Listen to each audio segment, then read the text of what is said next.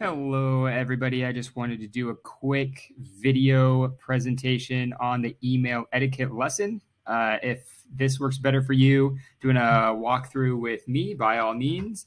If you would prefer to just go through the slides on your own, that's okay too. Whatever works. We wanted to spend a little bit of time talking about how to craft a professional email, a useful skill for school and the real world, whatever that is. So, let's dig in. The first thing you want to do with an email is write a specific subject line. The goal is for the person receiving your email to be able to answer your question without seeing the email at all. That's how specific you want your subject line to be, while being as short and concise as possible. Call attention in a clear, specific way. It's something that's, oh my God, I'm already screwing this up. That is fantastic. Oh, thanks. I'll just cut this part out. Okay, so you're gonna call attention to your message with a clear, specific subject line. Some good examples of subject lines are fourth period, question about homework, something simple like office hours visit scheduling, something like that. Notice that these don't need to be complete sentences, just as much information as you can provide in as little space as possible. Please do not include a subject line that just says homework. Let me know what homework you're talking about so I can start thinking about the answer as I'm reading your email. Formal greetings are important.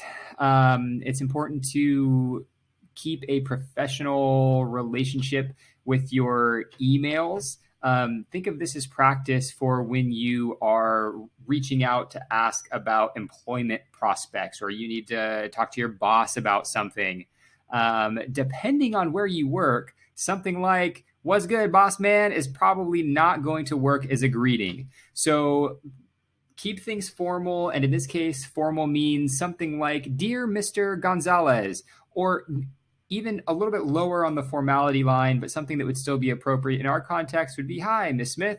That's all totally fine. We definitely recommend being more formal in your first emails, and then you can tone it back a little bit as you get to know the teacher a little bit. So things like "Dear Mr. Henderson," "Hi, Mr. Henderson, good morning, Mr. Henderson," or "Good evening, Mr. Henderson." In your first emails, it is a good idea to personalize your greeting with the person's name. It's more personal, more amiable, if you will, and you're more likely to get what you want from them by building that personal connection in your email. Always double check the spelling of a name. Even if it's just an honest typo, it's a bad look, so just double check the name, make sure you're capitalizing names, all of that stuff. Okay, this one is good information as well, using formal titles. That's Mr. So-and-so or Mrs. So-and-so or Miss So-and-so. If they reply back in their email with a first name or a nickname or whatever, that's your invitation to address them by that in your next email. Until then, I suggest using their formal name. And for those of you that have Martin for math, that is Dr. Martin to you. Okay, this is very important. I highly recommend composing your email in a Word document first. All you have to do is accidentally send one email before it's ready, before you never do this again. And if you can learn from my excruciating, embarrassing mistakes of having accidentally sent half-composed, unprofessional emails that were not what I would have sent in the final product, by all means, learn from that mistake and copy paste your email into the email from a Word document. Okay, context for the teacher is important. Your teacher very may well have hundreds of students. We're not going to be familiar with your life story at first.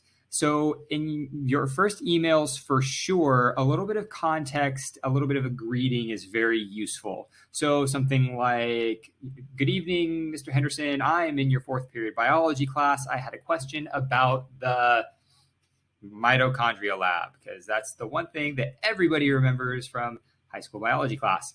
Good evening, or good afternoon, Mr. Henderson.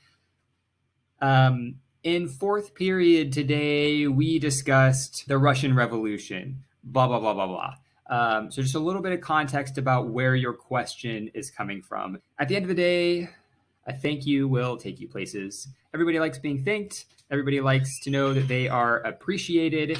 And it's an easy way for your teacher to have a positive association with talking to you. And that is very, very helpful in getting what you want from your teacher. Not to say that, you should be manipulating people, because being polite is just a good thing anyway, but let's be real. You're going to need things from your teacher from time to time. Also, if you ever visit a teacher during office hours or PAC, or they take time to help you specifically outside of your typical class time, it's a good idea just to jot them a little thank you note afterward.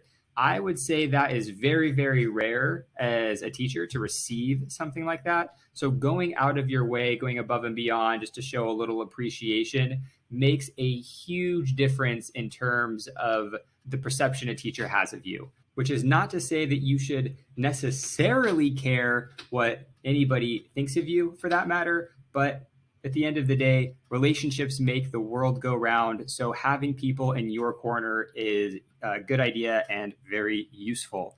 Next slide. Keep it concise. It says try to keep it to fewer than 150 words.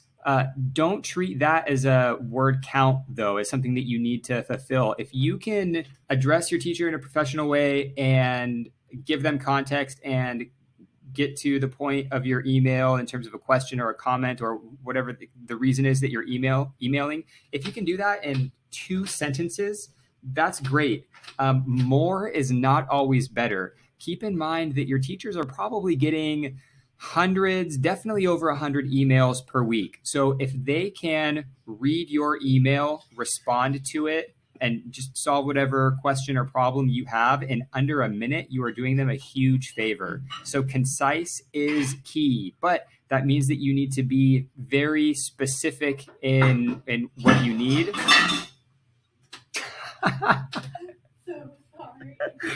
So be very specific in what you need, and just keep it as short as possible while still hitting those key details. Okay, this is very important. Proofread, spell check, and capitalize. If you send your teacher an uncapitalized email filled with typos and mistakes, we will be very sad. Just take a minute to proofread and make sure you are presenting yourself in as professional a manner as possible. Reflects well on you, and it will make your English teacher very happy. Remember, this isn't just about your teacher or what your teacher wants or what your teacher is going to think about you. This is building skills that will be useful to you in a professional setting later in life as well. Oh my goodness, am I lagging, or is that just the... Okay. When you are ready to end your email, there's a salutation, closing line, your goodbye line. What? I love you too. Be sure to sign off in a formal way, at least, and especially in your first email or emails. So a sign off is going to be something like, sincerely, comma, your name, thank you, best regards, all the best. All of these are good sign-offs for an email. If you want to find more of these, you can Google it. There are lists of millions and millions of professional sign-offs. Ooh, all the best is great too. I'm going to steal that one. Okay, that's it. We've got a quick quiz for you just to make sure that you were paying attention to the slides. So go ahead and do that, and then you can move on to the email etiquette assignment. Way to go, guys. Keep it up. let's get through all of this and on to the good stuff.